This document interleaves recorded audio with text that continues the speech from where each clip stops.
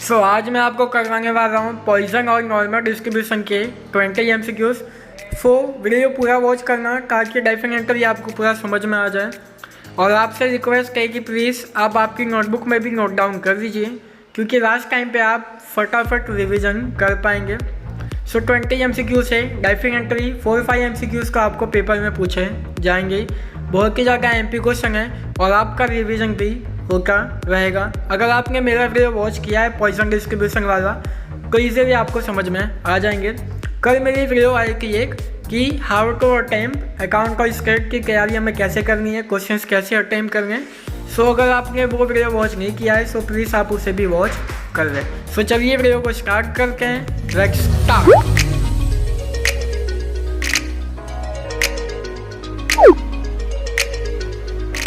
चलिए वीडियो को स्टार्ट करते हैं। अभी तक आपने हमारा चैनल सब्सक्राइब नहीं किया है प्लीज़ सब्सक्राइब करके बेल आइकन को भी प्रेस कर दीजिए ताकि हमारे वीडियो की नोटिफिकेशन आप तक पहुँचे।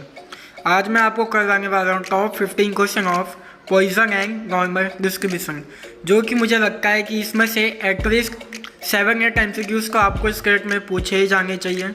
बहुत ही MP क्वेश्चन है। और जो इसके पहले के पीडीएफ के बाइनोमियल और हाइपर जियोमेट्रिक डिस्ट्रीब्यूशन वो मैंने आपको टेलीग्राम चैनल पर शेयर कर दिया है। लिंक आपको डिस्क्रिप्शन में मिल जाएगा। चलिए वीडियो को स्टार्ट करके आज मैं आपको फुल 15 क्वेश्चन समझाने वाला हूँ। Question number 1, in a Poisson distribution if n is the number of trials and p is the probability of success then the mean value is given by m is equal to NP। इसका answer क्या है? m is equal to NP। मैंने आपको करवाया था कि mean का formula क्या होता है। मैंने कई सारे क्वेश्चन भी आपको इसमें करवाए थे। Mean means m is equal to NP। आते हैं क्वेश्चन नंबर 2 पे। यहाँ पे मैंने एक्सप्लेनेशन किया है, आप इसे पढ़ सकते हो। क्वेश्चन नंबर 2 पे आते हैं। If m is the mean of Poisson distribution then variance is given by.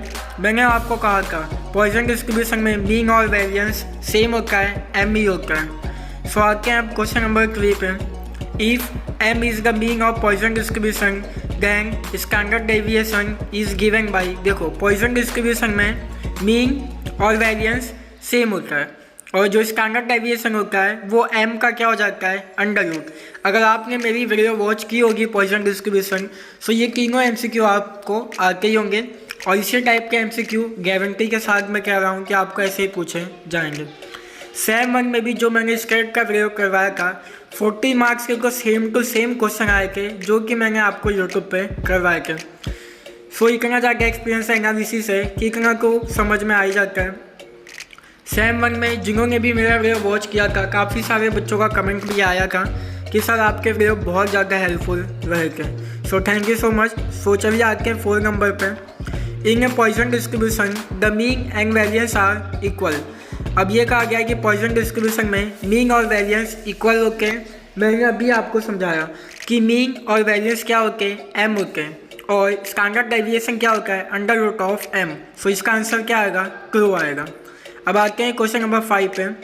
Poisson distribution is upward fall. किस पे अपवर्ड होता है? ये वाला आंसर हमें बताना है। किस पे अप्लाई होता है? ऑप्शन नंबर बी पे होता है, डिस्ट्रीब्यूशन और डिस्क्रीट रैंडम वेरिएबल। यहाँ पे मैंने आपको एक्सप्लेनेशन भी दिया है। Poisson distribution along with binomial distribution is applied for discrete random variable में क्या होते हैं? ये अप्लाई होते हैं। ऑप्शन नंबर बी आएगा इसका आंसर। अब आते हैं नेक्स्ट क्वेश्चन पे। In a Poisson distribution the mean and standard deviation are equal. इसका आंसर फॉल्स होगा, क्योंकि मीन और वेरिएंस इक्वल होते हैं, स्टैंडर्ड डेविएशन इक्वल नहीं होते। मैंने आपको अभी ऊपर बताया था। इसका आंसर फॉल्स आ जाएगा। स्टैंडर्ड डेविएशन क्या होता है? m की पावर 1/2। m की पावर 1/2 को हम क्या कहते हैं? Under root of m। Mean और स्टैंडर्ड डेविएशन पॉइजन डिस्ट्रीब्यूशन में कभी भी इक्वल नहीं होते। इक्वल क्या होता है? मीन और वेरिएंस हमेशा इक्वल होते हैं। For a Poisson distribution if mean क्या है? 1 है तो P1 की वैल्यू क्या हो जाएगी? ऑप्शन नंबर ए सिंपल ही खाइएगा। फिर question number 8, normal distribution is applied for continuous random distribution.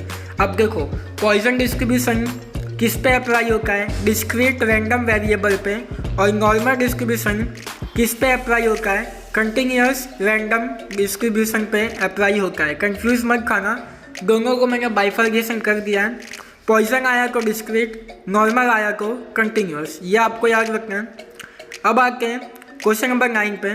The shape of the normal curve is bell shape. ये तो सिंपल ही है। नॉर्मल डिस्ट्रीब्यूशन में जो हम नॉर्मल कर्व बनाते हैं, जो हिंदी मीडियम के स्टूडेंट हैं जो कि फर्स्ट ईयर बीकॉम से कर रहे हैं, तो उन्होंने 12 में पढ़ा था पार्ट 2 में चैप्टर नंबर 2 घंटा आकार जिसको हम कहते हैं। सो वही है बेल शेप, इंग्लिश में हम उसे कहते हैं। सो क्वेश्चन नंबर 10 पे आ जाते हैं। Normal distribution is symmetric is about. So इसका आंसर क्या आ जाएगा? यहाँ पे मैंने आपको एक्सप्लेनेशन भी दिया है। Due to very nature of PMF of normal distribution the graph appear such that it is a symmetric about its mean. So option number B क्या इसका आंसर है। आगे क्वेश्चन नंबर 11 पे 4A, गलती से नंबर वैल्यू आ गया यहाँ पे। 4A standard normal variate the value of mean is option number C 0, simple ही है ये को। Question number 12 4A standard normal variate the value of mean is. So इसका आंसर यहाँ पे एक्सप्लेनेशन के साथ मैंने किया है option number C. Normal variate में मीन क्या होता है 0, स्टैंडर्ड डेविएशन क्या होता है 1। कब हम उसको क्या करते हैं? Standard normal variate.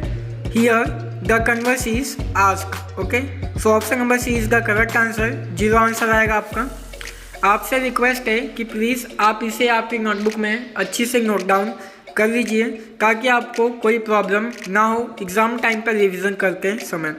और आपको कोई भी डाउट होता है, कोई भी क्वेरी होता है, सो आप मुझे नीचे कमेंट बॉक्स में पूछ सकते हो। मैं आपका रिप्लाई 100% दे दूँगा।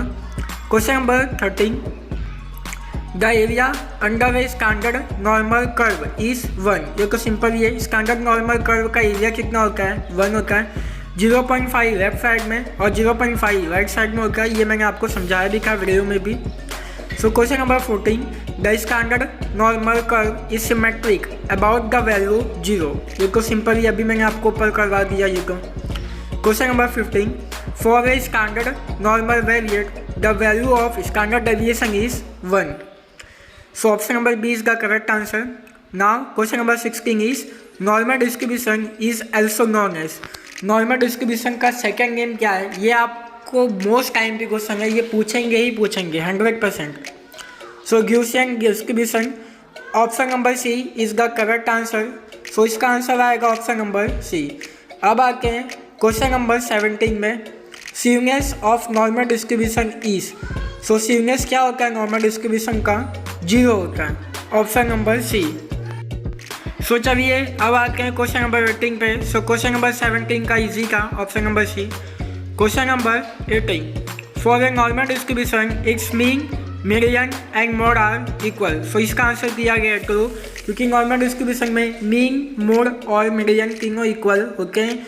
और पॉइजन डिस्ट्रीब्यूशन में मीन और वेरिएंस इक्वल होते हैं। मीन स्टैंडर्ड डेविएशन कभी भी इक्वल नहीं होता। ये मैंने आपको समझाया है बहुत बार। सो बात है क्वेश्चन नंबर 19 पे। In normal distribution the highest value of ordinate occurs eight mean.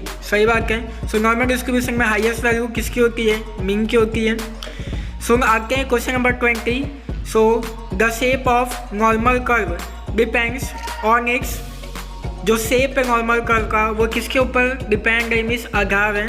So option number B standard deviation के ऊपर है सब कुछ इसका बेस। सो आज मैंने आपको करवाया 20 MCQs। आई होप कि आपको ये 20 MCQs समझ में आ गए होंगे।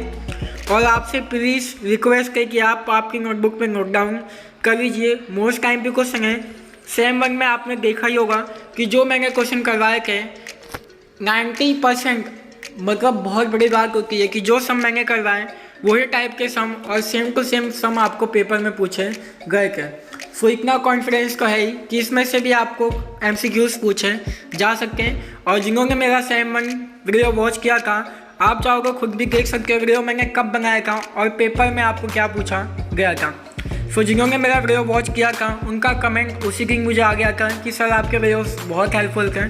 सो स्टेट बहुत सिंपल है, इजी वे, आपके 40 अबव मार्क्स को मिनिमम आपके आने ही चाहिए। आई होप कि आपको पूरा समझ में आ गया होगा। सो अभी तक आपने हमारा चैनल सब्सक्राइब नहीं किया है सो प्लीज़ सब्सक्राइब करके बेल आइकन को भी प्रेस कर दीजिए ताकि हमारे वीडियो की नोटिफिकेशन आप तक पहुँचे। आप मुझे इंस्टाग्राम पे भी फॉलो कर लीजिए, लिंक आपको डिस्क्रिप्शन में मिल जाएगा और टेलीग्राम चैनल का भी लिंक मैं आपको डिस्क्रिप्शन में शेयर कर दूंगा। और वीडियो बनाने में काफ़ी ज़्यादा मेहनत लगती है सो प्लीज़ आप लाइक और शेयर कर दिया करो अपने फ्रेंड्स के साथ में भी। Thank you so much for watching the video. Take care, bye bye.